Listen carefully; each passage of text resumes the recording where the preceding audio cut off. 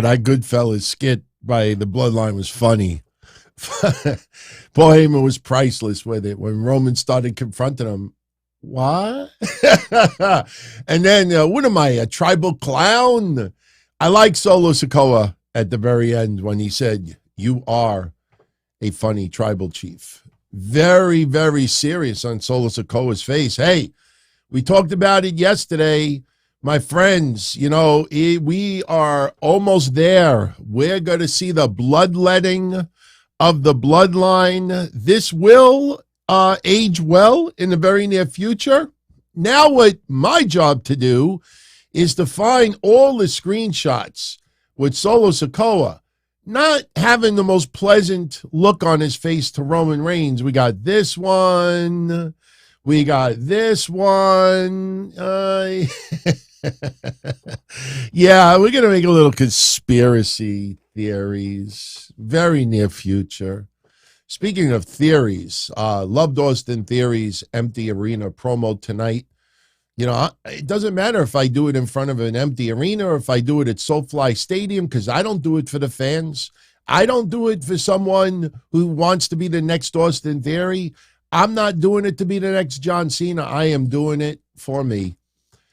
Excellent. Couldn't have done any better for it. So tonight, we're going to keep it very short. Yeah, I am going to make excuses tonight. Today's my birthday, and I normally don't celebrate birthdays. For me, it's just another day. My mom insisted on taking us out to dinner, and we went out to dinner, came back late, so I had to literally watch Raw in 1.5 times speed, skip all the commercials. I watched everything.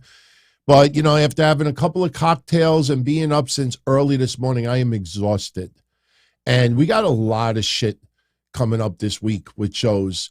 As you saw as the thumbnail for tonight, it's a little hype for Thursday. Now, Kevin and I tomorrow night on Patreon are going to stream live WrestleMania predictions. We will take that show and we will make it live for everyone who is tuning in online on Thursday at 12 noon. So you will get that as well. And so tomorrow's going to be a little bit of a crazy day. And listen, right now, if you are interested, there's a poll on my Twitter at Don Tony D, and there's a poll on the community section on YouTube. I ask that you vote because we're going to take the 2 combined votes and we're going to figure out who's the leading vote getter. We have 3 options as far as how we're going to cover WrestleMania recap, WrestleMania 39. You got 3 options. You have to vote on it. Majority rules. All right. I'm sorry for anybody that may not like the outcome, but we're going to take both polls, add them together, and whatever's the majority, that's what it's going to be. The poll's going to close in a day or 2 because I have to start planning, what the agenda is going to be. Now, on that poll, your choices are A, where I do 2 WrestleMania recaps this weekend. I do it for night 1 right after, night 2 right after. That is option 1. Option 2 is that we only do 1 WrestleMania recap for everything, and that would be Sunday night. We would cover both nights, and we would do it all in one shot. That is the second option. The third option is no recap Saturday or Sunday, but instead get another retro reunion, whatever you want to call it, Don Tony and Kevin Castle show recap of WrestleMania 39. That would record Tuesday night, 10 p.m. And we would probably release it to everybody immediately as well. So those are your 3 options. I'm very curious to see how people are going to vote. And the voting is going to close probably tomorrow right after NXT. So we get a good idea as far as what you all want. If you have a particular preference, make sure you vote. Doesn't cost anything. And majority is going to dictate what we do. So we'll see. We'll see. And look, if there's enough demand for one thing over another, then, we'll definitely make room for it. So another thing tonight, I want to get this out of the way right away. Last week we did a ratings predictions contest for someone to win this WWE rookie card signed by Dominic Mysterio. And all you had to do is predict last week's Raw rating, come closest to it. Well, here is the screenshot from last week's contest. And the actual Raw rating was 1,771,000. And Mark Ness predicted 1,780,000. So he is the winner of the Guess the Ratings contest. So Mark Ness, you got to reach out to me soon, couple of days, to let me know your shipping address so I could send you your Dominic Mysterio card. One or two other people came close, but not as close as Mark Ness. So congrats to you. We'll get into some ratings later on. We'll talk a little bit about Raw. Raw tonight was a decent show. It had its ups, it's had its downs, no question. I think people are complaining a little bit too much about Omos and Brock Lesnar. You know, I mean, it's not going to be one of those, you know, memorable matches. But, you know, Brock Lesnar, listen, say what you want. Facts are facts. Brock Lesnar likes Omos. Undertaker would love to mentor Omos. You know, Undertaker even went further and described how Omos wants to soak everything up like a sponge about wrestling. You know, that's who you want to try to improve. You don't want someone who is doing a half-assed job and you just feel like their heart is not into it. A lot of people say that about Ronda Rousey. I don't know if I actually agree with that. But when you hear the compliments behind the scenes towards Omos, you know, you kind of want to root for the guy. So I don't mind. I don't mind this match. It wasn't a match that I asked for, but it's an attraction. It's two giants. Omos weighed in today at 410 pounds. We didn't get the weight of Brock because we got an impromptu brawl instead. And Omos once again on top. Brock exiting the ring and kind of detracting a little bit. You have to do that. You have to give some suspension of disbelief that Omos has a shot. You know, that's the whole deal. You don't want Brock to just dominate the guy. So, you know, we'll see what happens with the match at WrestleMania. I think it's going to end up being a lot better than people anticipate. You know, I think some people out there are more angry because they think Vince McMahon had something to do with it because of how close Vince's relationship is with Brock Lesnar. Just there's so many matches to choose from. If you're not high on that one, there's plenty of others to be high on. So I see a couple of birthday shout-outs came in, a couple of super shout-outs. I would like to definitely shout these gentlemen out. At Rafael Gutierrez with a $5 happy birthday, DT. Thank you, Rafael. I appreciate it, man. I feel old today. Mark Hicks II with a 2-spot. Happy birthday, DT. Thank you as well. Much love. And Aphrodite's Crush. I kind of miss doing those watch parties, man. It's a shame that so little people turned out. You know, I was thinking about maybe bringing it back, but, you know, I have lost faith that we're going to get a lot of people like they said they were. I'm surprised, even for SmackDown. You would think SmackDown would be the show that everybody would want to get together, but they didn't. So, but who knows? But thank you very much, my friend, for the 5-spot. Let's go for 25 more years, DT. Yeah, if I go for 25 more years, yeah, that would really put me up there in age. I'm telling you, it's sobering, man. I mentioned it yesterday. You know, 9/11 hit, and a couple of months later, a plane went down in Rockaway, Queens, 3 blocks from my parents' house. My father owns a grocery store. My father brought all his food and water and garbage bags and everything to help, you know, with the rescue efforts. Hillary showed up, and my dad was talking to Hillary for a little bit, and he said, can we take a picture? And he took it, and I've shown it on these shows before. And I was talking to my mom, you know, yesterday about, you know, my birthday, and, you know, she's very sentimental, and she's like, oh, it was X amount of years that, you know, I had to go to the hospital at this very point, and she calls me this morning exactly 9:24 a.m. But it hit me yesterday that the photo that you all saw of my dad with Hillary, I was his age at that time. So to think that 20 years have gone by since 9/11, and it doesn't feel like it was yesterday, but I can't believe it's 20 years. I can't believe it's 20 years, 22 years, 22 years. And it's like, wow, how old I am now is how old my dad was back then. So if these past 20 years flew this fast, oh my God. Oh my God. I mean, I'm the longest reigning podcaster. I don't want to be the oldest. I don't want to be the oldest. Oh, shit. Yeah, I know age ain't nothing but a thing, especially when you got hair dye. You know, you still got hair. You still got hair. You know, it's all pushed down right now. So, all right, we got to talk about a few things. First of all, let's talk about the newest inductee into the WWE Hall of Fame. We talked about this last night that somebody was going to be mentioned tonight, and it did happen. Stacy Keibler, the Duchess of Dudleyville. She is now in the WWE Hall of Fame class of 2023. I know there was some buzz about it. We had some fun on Saturday when she posted that Twitter picture of her and the kids. Oh, I was living the family life for the last 6 years, and I'm back to reconnect. And what did we say? Oh, you know, just right at the time that the Hall of Fame's about to go down. You know, pretty coincidence, you know, a lot of coincidence there. I will tell you this. When I heard the news earlier today, I DM'd someone that I trust that works within WWE, and I asked, any chance of Melina still going in? Because I just think of this scenario, and it fits beautifully, especially if they're in Hollywood. You just picture her entrance into the Hall of Fame. They roll out the red carpet and do the fake photography flashes like before. Hollywood, it's perfect. I don't know if they're still doing it, but we were talking a little bit about Stacy Keibler, and this person made a point to me that WWE was going to put Stacy Keibler in the Hall of Fame a couple of years ago. And what happened was she had started a family, but then COVID hit as well. And she was so consumed with her family and COVID and other things that it wasn't the right time for her to go into the WWE Hall of Fame. So she actually, if we didn't get this COVID, hey, she may have still held off because of her family.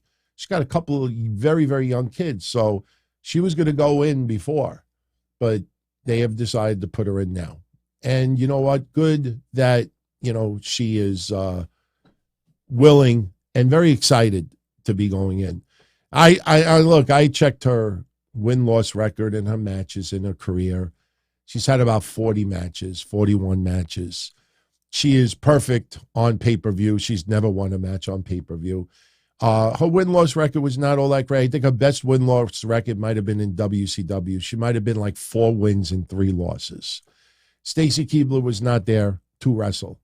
It's pretty obvious. She had, you know, a very interesting and a very sexy character at that time. You know, her legs, you know, didn't she set like a Guinness World Record because of those legs? I'm not sure, but I always said it. If Tori Wilson is in, she's got to be in, you know. But there are others, obviously, that should be in before her. So, but she's going in the Hall of Fame, and congratulations to her. Speaking of Hall of Fames and WrestleManias, you know, this week in wrestling history that I'm going to drop for all of you tomorrow is the biggest one of the year. You know, we have 52 weeks in a year. We have 52 episodes in a year. And of those 52 episodes, this week is the biggest episode of them all. When you look at some of the photo synopsis for this week in history, it was 15 years ago that Ric Flair made his retirement speech at Raw.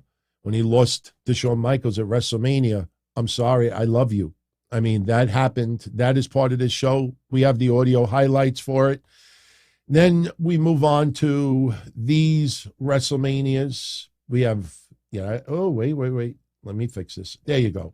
We have these WrestleManias, infamous confrontation between D-Generation X and the Nation of Domination. It continues with more WrestleManias. Goldberg versus The Rock, that confrontation first began at that time.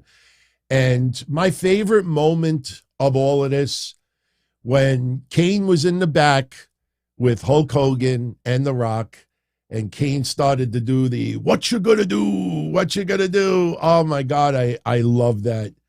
That was an amazing, amazing memory to have that happen. But yeah, Kane impersonating Hulk Hogan was funny. But, hey, we got even more memories. Let's pull this up over here. You know, we had Sean O'Hare's Devil's Advocate gimmick. That began. Tori Wilson was in Playboy. Chris Jericho with his crazy-ass list of moves, I think to mock Dean Malenko. WCW going out of business. I mean, there's just loads and loads of history. If anybody out there wants to freeze frame the synopsis for this week, that is the first 2/3 of the synopsis. You could always pause the show and you could go look at the list. A lot of main audio highlights in there. And this is the second half. So pretty cool. Absolutely pretty cool. NXT memories. AJ Lee wrestles her last ever match in WWE. Batista finds himself in Bizarro Land during the Yes movement. So something major went down there. So it is definitely the biggest week to cover of the year. So I hope you all enjoy it. That was one of my favorite episodes to do. So tonight, I guess we could throw this rumor killer right out the window. This should make it clear. There's a belt floating around. And, I think anybody with a quarter of a brain could figure out that this is not a belt that WWE is going to use for Cody Rhodes if he wins the championship. All right, it is a beautiful custom belt. We don't know who made it. We don't know who possesses it. The only reason why I'm even showing it to you, other than it looks really nice, is you got enough dirtbags out there clickbaiting people, teasing that WWE may actually debut this belt right after WrestleMania. It is a lie. It is an absolute lie. That is the belt. It is a beautiful belt. Don't get me wrong. It's kind of reminiscent of the old winged, the WWF wing title. And it's an American Nightmare theme. And this is great. Maybe you put that on sale on WWE Shop if you want to do that. But I think the telltale sign that this is fake is there's no WWE references on it. There are no WWE references on it. That shows me right away that this is not a belt that WWE is going to be using. But I had to still put it out there because enough people are reporting it. That few of you actually tweeted me today and say, hey, is this true? So I had to come out here and clear that up. It's a beautiful belt. It's a beautiful belt. Another beautiful belt that you may want to check out is this one. This is a belt that Cody Rhodes is going to wear at WrestleMania. I don't know if I'll be able to zoom in. My camera, once I load it, sometimes it plays tricks, and it's playing tricks out. Yeah, it will not let me zoom in. But if you look inside the belt, Cody handwrote every promotion that he has ever wrestled for. Every promotion. And he has it listed in there. And that is pretty cool. That is an awesome looking belt. Gives you an idea of his attire for Sunday. But I tell you the truth. I was hoping that maybe that was stitched in some way, because you would think if you're using ink, you put it on, you're sweating a little bit, it's probably going to smear pretty good. But I wonder if he's going to give that one away at Mania. Or do you keep it and maybe you do it through WWE Shop? Maybe you do an auction for it. Every promotion that he's ever been a part of that he has on that belt, even the ones that business-wise were not all that great. And we're not talking about AEW either. So tonight they focused around 3 parts with Raw. We did get some additional matches. Seth Rollins beating Mustafa Ali pretty handedly. Gunther beating Dolph Ziggler pretty handedly. Chelsea Green, as we all expected, got her spot in the showcase match. She will not be teaming with Carmella. It appears Carmella is injured once again. Sonya Deville shows up, and it kind of makes sense if you think about it. Chelsea Green is not happy with Adam Pearce, and we know that Sonya Deville, working with Adam Pearce, and she's not happy with him either. So both of them kind of have common ground there, and Adam Pearce says, look, you two will have a match tonight against Mia Yim, and Candice LeRae. If you beat those two, then you're in the match.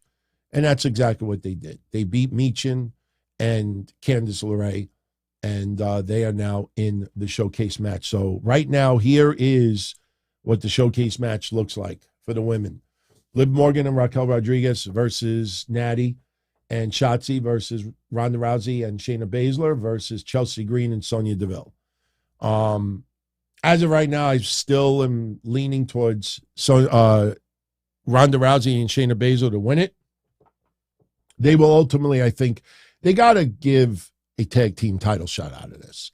I think these fatal four ways are going to be that the winner gets a future tag team title shot. It only makes sense. And who knows who are going to be the ones to dethrone Becky Lynch and Lita. You know, a lot of people are still questioning how long is Lita going to stick around. You know, she's tag team champion, and that's nice and everything. Once WrestleMania is over, you almost feel like it's almost a guarantee that they're dropping those belts within a month at the most. Do they drop it in Saudi Arabia? Do they drop it the week after Raw? That is pretty much the question. Miz TV today had Becky, Lita, and Trish Stratus. And, you know, the Miz trying to ruffle some feathers. At one point, he actually tried to stir it up with Trish and Lita. And he basically said that Trish seems to be playing backup to Becky Lynch, you know, because Becky is with Lita. And Trish just brushed it off like nothing. Some people out there, I think, are convinced that Trish Stratus is going to turn heel. I just don't see it. To be honest with you, I don't see it. How long is she going to be around to even do that? And then who does she feud with? I'm not feeling it. But they had a funny segment with Miz. Obviously, you get the testicle jokes. That keeps coming in. Damage Control shows up. And, you know, they have a lot of back and forth with the insults. And this leads to a match between Becky Lynch and Io Sky. And that match was off the hook. They let them work. And the fans got into it. They were chanting, "This is awesome." They had a really, really good match. In the end, Becky hits Io Sky with the manhandle slam for the win. And some people are thinking that Damage Control might turn on Bayley down the line. Who knows? Who knows? I mean, look, we're definitely going to get some surprise at WrestleMania. I'm still wondering if MVP turns on Omos and Omos turns babyface. I don't know. I just got that vibe. Maybe it happens. Maybe it doesn't. But some people out there really think that Damage Control might disband after WrestleMania. We shall see. We had a really good video package for Asuka. I didn't think it was needed to have another face-to-face confrontation today, especially after last week. And last week was at best. Notice how they didn't do any wild and insane pull-aparts between those two. It was more like psychological. Asuka dribbles Blue, and Bianca acts like she's never seen it before. You know, especially after dealing with spooky Alexa Bliss. Remember when they were sitting in that doctor's room, a hotel room, and didn't Alexa like bash a lamp over her head or something like that?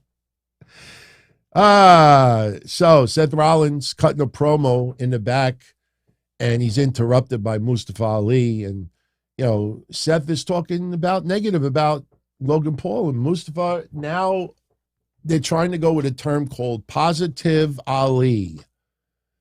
You know, like positively, positive Ali. I don't know. Seth Rollins reminds Ali about their history, that they were supposed to fight, and, you know, better late than never. They have the match. The match is over 1, 2, 3.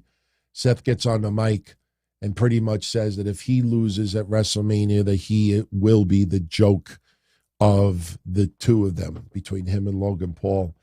Baron Corbin wants an opportunity, and he's pushed aside by Adam Pearce once again, so Adam could talk to Chelsea Green, and he ends up giving them an opportunity. And Baron Corbin is standing aside like, seriously? Seriously? I mean, I don't know. Is WWE supposed to, like, keep doing that to him, make us feel bad? I don't know. It almost feels like that's where they're going with it. I still don't feel bad. Keep interrupting him. Seriously. You know, he's not, doesn't deserve nothing right now. Nothing. But Corbin versus Gunther. I want to see that fucking chest cave in. Omos, as we said earlier, they had the weigh-in. Omos weighs at 410. Brock, we never saw what his weight was because he started brawling with Omos. tried to pick up a scale to hit Omos with it, but Omos kicks him in the face. Brock Lesnar gets out of dodge. Again, not a very good segment, but it was designed to make Omos come across stronger. When Brock, listen, the weigh-in was designed for one thing. When Brock picks up Omos, hits him with the F5, it's 410 pounds. That is 410 pounds to F5. That is going to be a big deal. Art S with the 1999. Celebrate the first super chat from Art S. Thank you, Art. I appreciate that. I hope you're having a good night. I hope you have a really great week. Enjoy the wide diversity of wrestling, because WWE's not the only game in town that's doing shows this week. You got Ring of Honor, you got AEW, you got MLW, you got Impact. Got a lot of shows going on. So I hope you enjoy the week. I'm enjoying it. I'm just, forgive me for tonight. I'm a little spent, being my birthday and everything. I got up super early today. People don't realize, I don't have like a do not disturb set on my phone yet, but people think it's okay to text me at 6:30 in the morning or 10 to 7. Hey, I was walking to the bus. Just want to wish you happy birthday. And I'm still trying to get out of bed. And it's been like that all day. So that's why I want to get out of here a little bit early today, because I am exhausted. Rhea Ripley. Now, I think the buzz about Rhea Ripley was more about her T-shirt. People oh my God, oh my God, oh my God. I got to get that shirt. I'm happy to tell everybody that shirt is available on WWE Shop. It says, bail me out, mammy. I won't make it in jail. It's a shirt to mock Dominic Mysterio in jail. It's pretty funny. The interesting thing about it is if you go on WWE Shop, they do ship it out within 2 days. We talked about over the weekend. There's a couple of WrestleMania shirts that I wanted to buy, and I would have paid for the premium overnight shipping and wear it for the weekend. And WWE's not even printing them and selling them until the middle of April. What the fuck am I going to do with them after April? To me, it's kind of worthless. But this shirt was pretty funny. But, once again, Rhea Ripley, we love her, but a little too relaxed with the promos. Oh, Charlotte, her legacy will not dictate my destiny, because at WrestleMania, I must win the championship, because the championship will dictate my destiny. And Charlotte, with her legacy, cannot dictate. Oh, God. I almost hear like Tony Khan with his 9 extra unnecessary sentences when he talks about something. If you listen to it back, she opens up and she's like, Charlotte, her legacy will not dictate my destiny. My destiny will be dictated when I become women's champion. And just, to me, it's just a little too, I don't want to say Keith Lee-ish. It's not that bad. We don't have Charlotte, greetings and salutations, Charlotte Flair. It's not to that point. But it's almost like poetry. You know what I mean? You go to an off-Broadway play that's like they're doing something from the 1800s. It feels like poetry. I know it doesn't rhyme. There once was a girl named Charlotte, whatever. It's just, she sounds poetic when she talks. I want her to sound like a nasty son of a bitch. When Mammy is spelled M-A-M-I, I think she needs a little more attitude. I'm just saying. Finn Balor cutting a promo on Edge, and basically what we got out of it was Finn, mostly without makeup, a little flash with the makeup, kind of give you the vibes of Bray Wyatt when they show the flash of the Fiend across the screen. And basically Finn Balor says he doesn't need to go find the demon. Edge, I don't need to go find the demon. The demon is always with me. And he is ready for WrestleMania.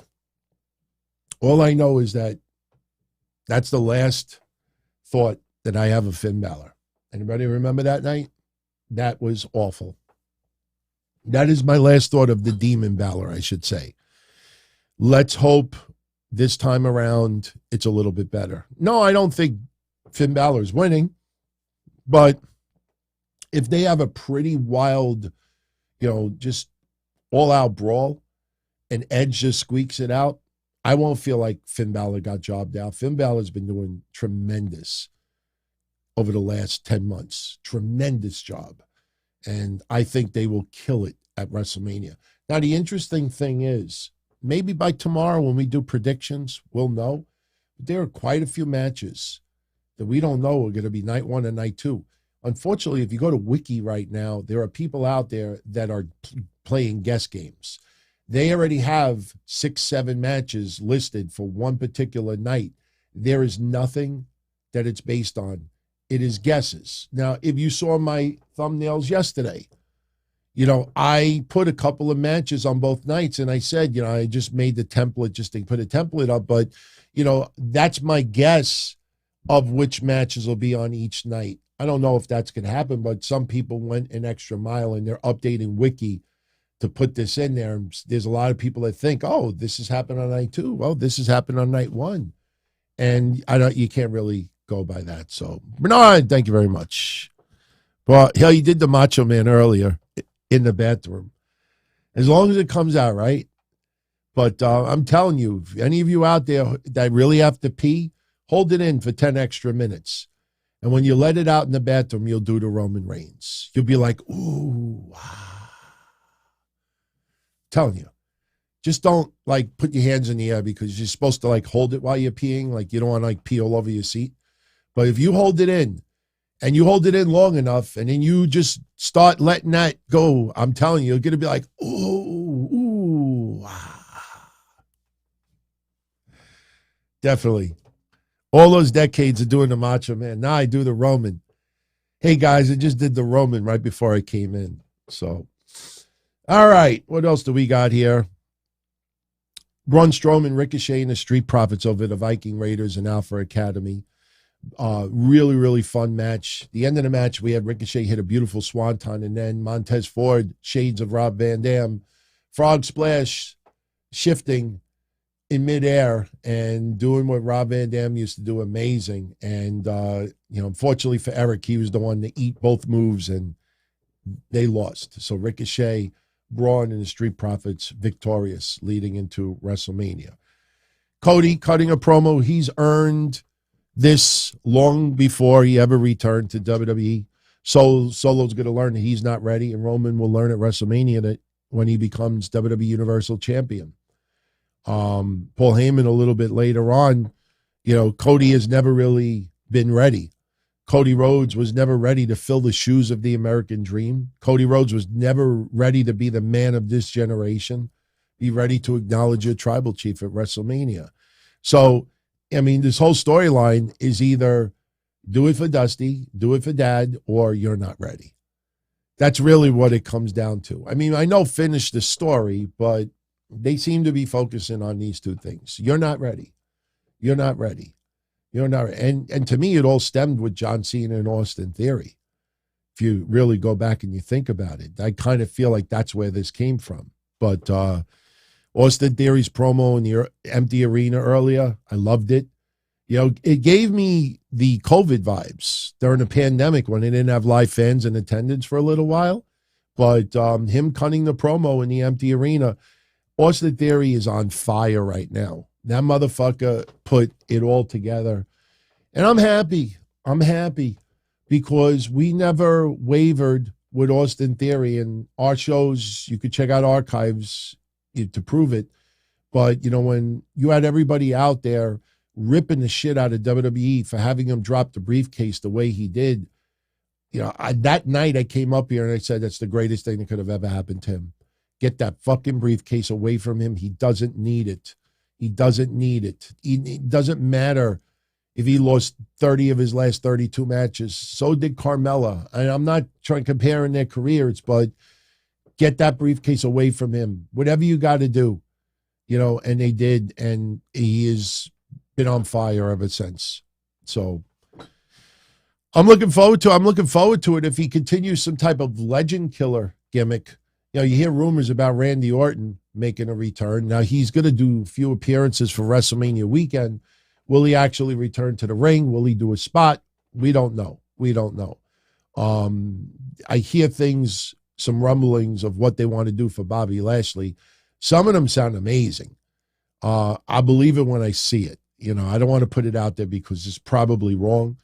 But, they're definitely going to make good for Bobby Lashley. So for anybody out there that's still pissed that he's in that Battle Royal, he will be at WrestleMania too. Have no worries, everyone. Have no worries. So, Rey Mysterio beating Damian Priest today, who had Dominic Mysterio in his corner. Rey won by DQ due to Dominic interfering and beating down on his dad. Santos Escobar made the save, but the big story coming out of it is the promo that Dominic Mysterio cut before Rey even came out for the match. Dominic cutting a promo on his family, talking about how his family's jealous of him because he's taller, he's more handsome. He says that his mom has always sided with his dad and he's just a deadbeat. But then he goes on and he says, Dad, I've never said this out loud, but I always wished that Eddie was my father and you never existed. That's powerful shit. I mean, it's just storyline, but that still hits a nerve. And that's going to be pretty intense. I'm telling you, the fans want to see Dominic get his ass kicked. And when we do predictions tomorrow, I teased it yesterday, or it was Saturday's show. I see this match in my head almost identical of how it's going to play out. I already see what Dominic is going to do to manipulate his dad during this match. And if done right, Dominic may end up getting the win over his father. So we'll definitely talk about that tomorrow with predictions.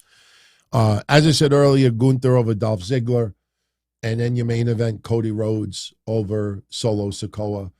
This was a fun match. The Usos tried to get involved.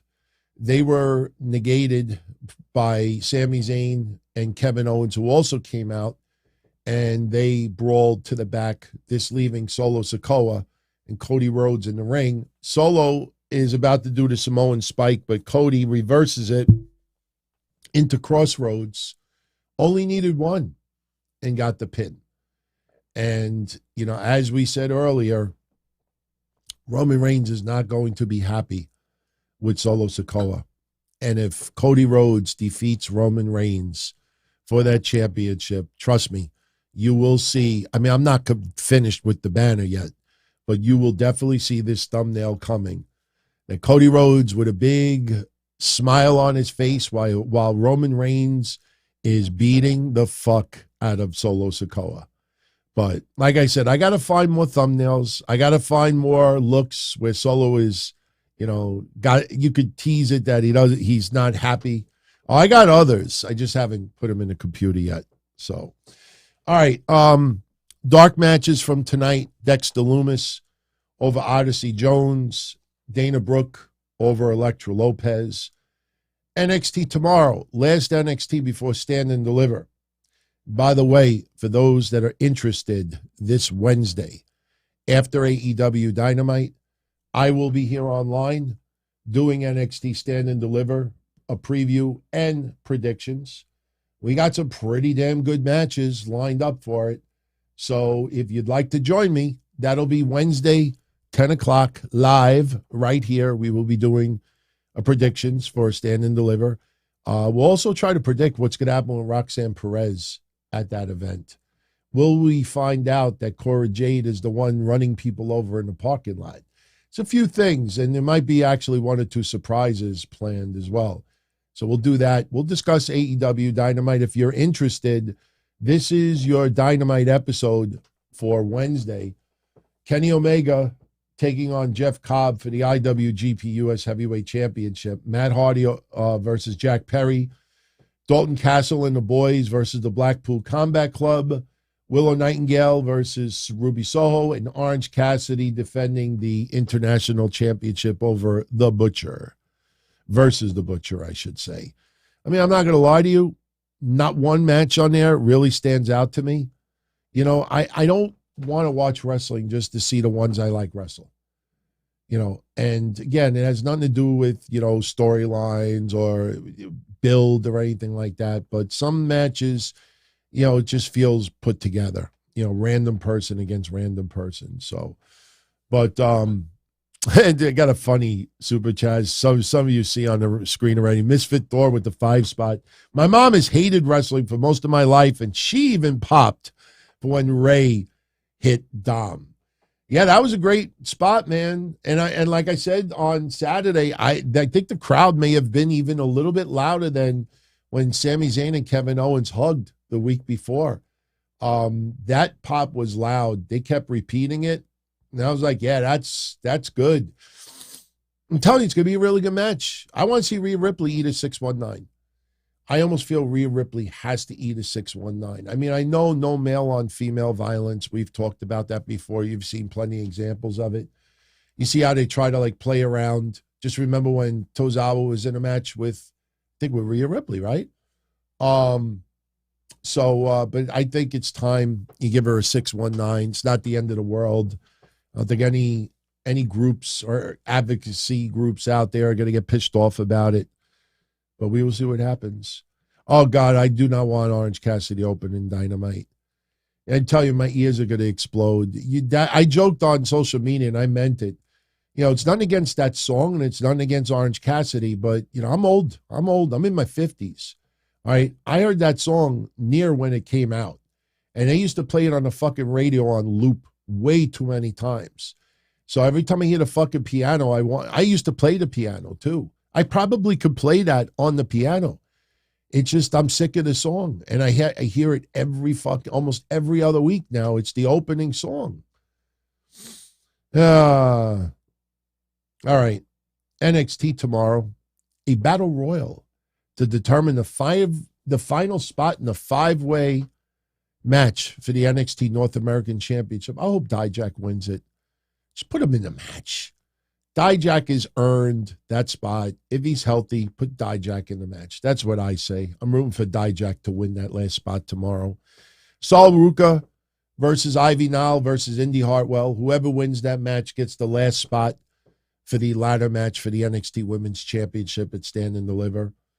Grayson Waller will have confrontation once again with Johnny Gargano. Probably a nice brawl to lead into Stand and Deliver. Eddie Thorpe makes his debut. That is the former Carl Fredericks, for those that may not know. And I think that's everything that was advertised for tomorrow. Actually, you know what? I take back one thing about Dynamite. I take back one thing. The one match that I am looking forward to seeing is Adam Cole versus Daniel Garcia. That is the only match that intrigues me on Wednesday because I am a big fan of Adam Cole. Big fan, way before he ever went to AEW. And the guy is great. To see what he went through health-wise, you don't wish that on your worst enemy. And that has ruined some people's careers. So it's not just him having this match and seeing him back, but I want to see him have no complications coming out of the match. So Adam Cole versus Daniel Garcia, that's a match I want to see. So I take that back earlier. Now they're going to have a confrontation tomorrow. Grayson Waller and Johnny Gargano will have a confrontation. They will definitely, even if they have to be creative about it, they will have a confrontation. So, all right. Couple of tidbits, couple of ratings. We're going to get out of here. First of all, as we've been saying, and it's going to start floating around the newswire as early as tomorrow, Vince McMahon is heading to California. Vince McMahon is going to be meeting with some executives that are interested in buying WWE, and Vince McMahon will be entertaining and hosting some of those executives at WrestleMania.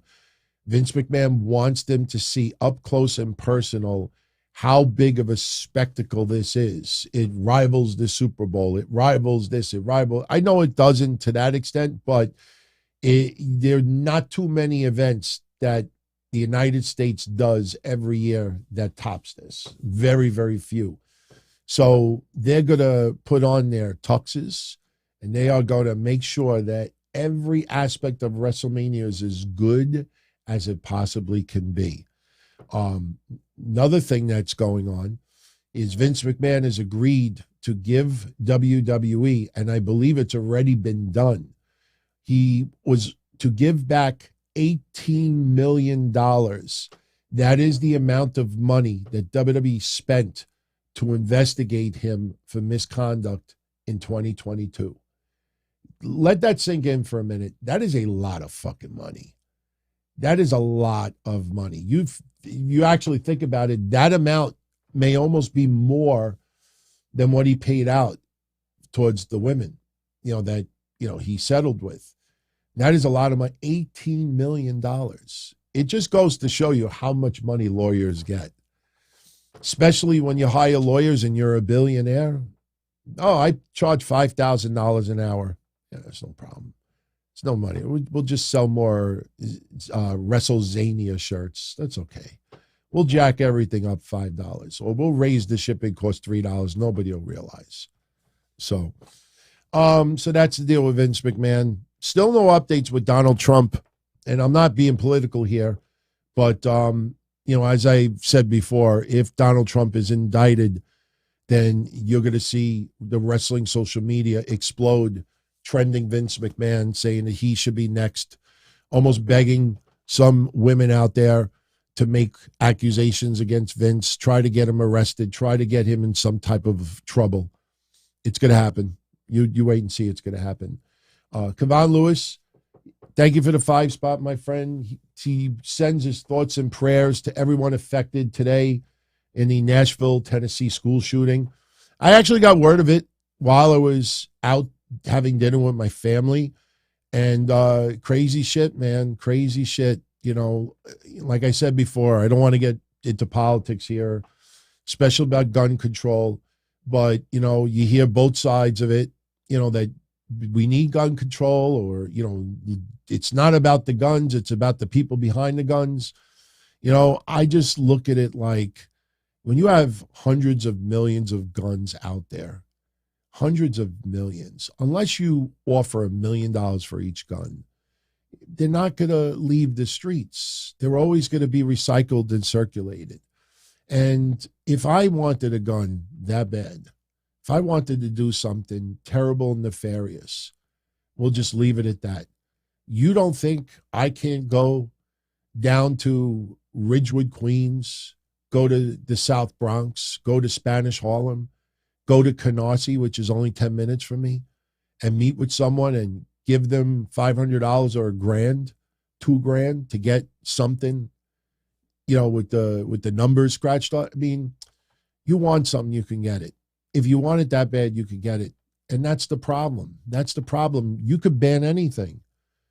The people that are committing these crimes don't care about laws. They don't care if something is banned. If they can get it, they will get it. That's, I think, is the biggest problem here. I definitely in favor of some gun control, absolutely. But that doesn't solve a lot of these, because when you see the level of how many illegal weapons are out there, if I want something, I'm going to get it, whether there's a law or there's no law. That's the thing I think a lot of people don't think about. So, but all right, we're going to start wrapping this up. How long are we going? Oh, not even an hour. We're almost done, though. We're almost done. Let's talk some ratings. Now, we don't have all the ratings breakdowns yet because, first of all, AEW had Rampage Saturday night, and that rating is delayed until Tuesday. Also, as I exposed a couple of weeks ago, is that some news outlets out there have suddenly held back on a lot of positive ratings numbers for WWE and are only releasing AEW. If you notice, suddenly AEW is the only one available in almost immediate time to get quarter-hour breakdowns from. Everything WWE gets held back 2-3 weeks. It's happened suddenly. And I remember way back in the day when we were doing ratings breakdowns and we were getting quarter hours, and that's when we actually used like 1.4 and 0.9 or 0.8. Now, it's number of viewers, and people are hoarding it. And they're hoarding it to hold positive numbers for WWE. If you think that that's wild and wacky, then how come when you look at a top 20 list, that 17 of the 20 shows all have their ratings breakdown quarters available, and the only 3 on that 20 of the list that don't have it is Raw Hour 1, 2, and 3. Or on a Tuesday, NXT Hour 1 and 2. Why is it held for 2-3 weeks? So, here's your breakdown. Last week's Raw did 1,771,000. That is slightly up from last week. The week prior is 1,705,000. MLW last week for March 21st did 49,000 viewers. That is down from the week prior's 53,000. NXT last week did 550,000. That is down from the week prior's 590. And yeah, they can't get that title onto Carmelo Hayes fast enough. So NXT's gotten stuck in the mud. No question about it. AEW Dynamite last week did 955,000 viewers. Nice increase from the week prior's 852. The high point of the night outside of quarter one was FTR and the Guns having their confrontation following the Guns title defense, and Stokely Hathaway versus Hook. That did 988,000 viewers. Interesting thing about it is, what was the lowest quarter of the night? It happened to be the quarter before them. And the quarter before them happened to be the quarter after the lead-in from Big Bang Theory. So you know that the first quarter of Dynamite always has those extra Big Bang Theory viewers. Then second quarter takes a little bit of a drop, and then it stables out. This time around, quarter two, which was Darby Allin, Sting, and Orange Cassidy versus Kip Sabian, The Butcher and the Blade, that only did 894,000 viewers. It was the lowest quarter of the night. And whose fault is that? Is it Kip Sabian, Butcher and the Blade? Are fans getting a little bit tired of seeing? I don't know. But all I know is that they only did 894, but the following quarter right after it, which was Top Flight versus the Guns, and then the FTR confrontation, that increased all the way up to 988. So obviously a boatload of fans decided they were going to tune in afterwards. So very interesting there. New Japan last week did 48,000 viewers. That is up from the week prior, 44,000. Impact Wrestling last week did 113,000 viewers. That's up from the week prior's 91,000. Rampage, we don't know yet. We do know that last week was 474, so we should have that rating tomorrow. And SmackDown this past Friday did 2,219,000 viewers. That is slightly lower than the week prior's 2,258,000. So SmackDown kept steady. Raw kept steady. I will tell you this, Roman Reigns, hour 3 for Raw. We bring this up every single week, how the third hour of Raw, there's like a 500,000 viewership drop, sometimes higher, between hour 1 and hour 3. This past week, they maintained the viewers pretty good. It was only about maybe 100,000 viewership drop.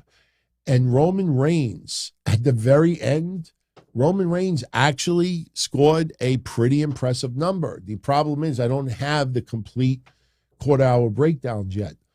But it's interesting to see that, we had Cody close out a Raw. We've had Sami and Kevin Owens close out a Raw recently. We've had some interesting stuff close out Raw.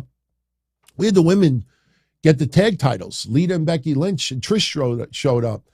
And there were rumblings about a tag title change, and that had an abysmal number. But Roman Reigns, towards the third hour of Raw, doing what he was doing, scored a big number.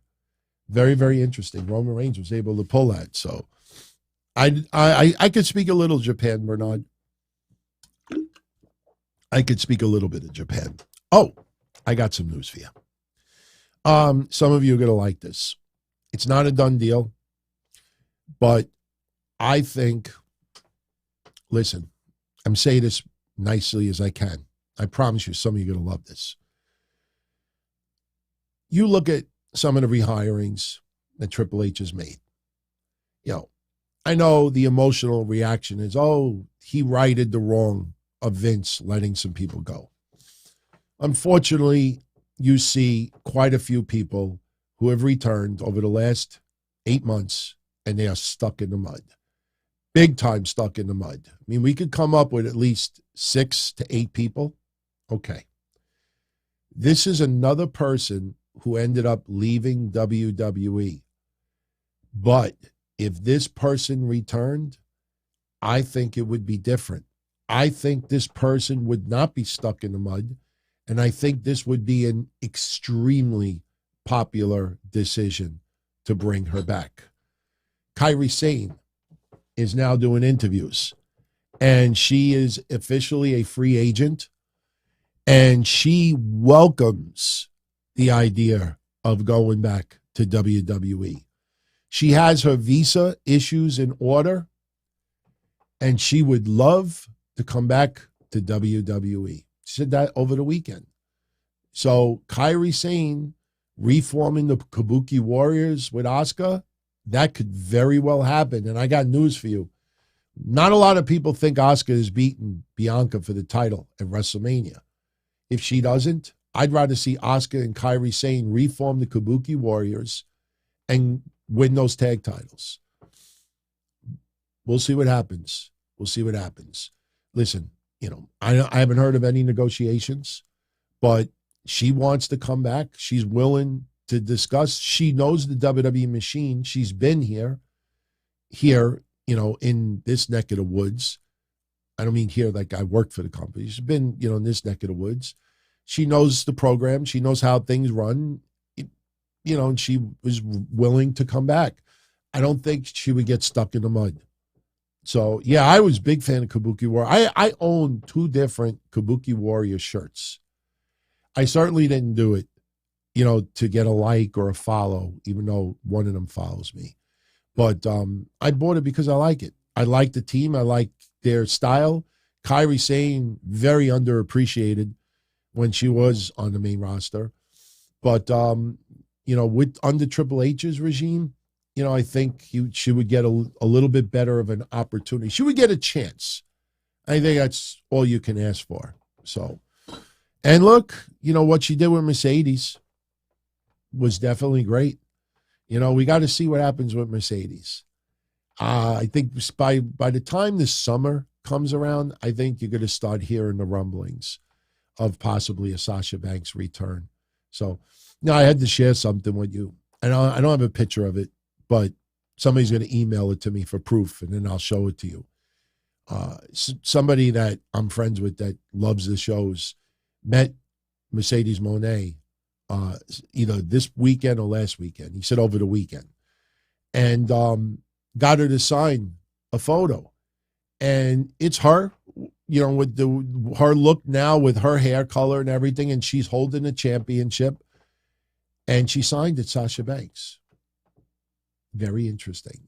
He did not ask her to sign it, Sasha Banks. He just said, could you sign my picture? And she signed the picture, and she signed it with the $sign and the B.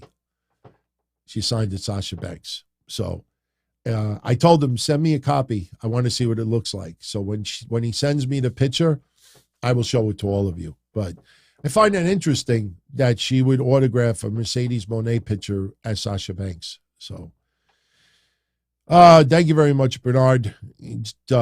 Reminiscing, going back to 2010 when he was in high school and tuning into the DTKC show.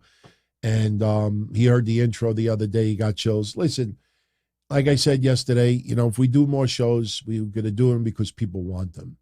And the only way we're going to know that people really want them is by hearing you, seeing people write it. You know, it kind of breaks my heart a little bit for some people who I really thought were good friends, totally shun it and ignore it for the last 2 weeks. And, you know, now it's starting to all come together. That some people that were all sympathetic early on, like, oh, you two should work things out and this and that. I think deep down inside, they were giddy like pigs and shit. They're like, good.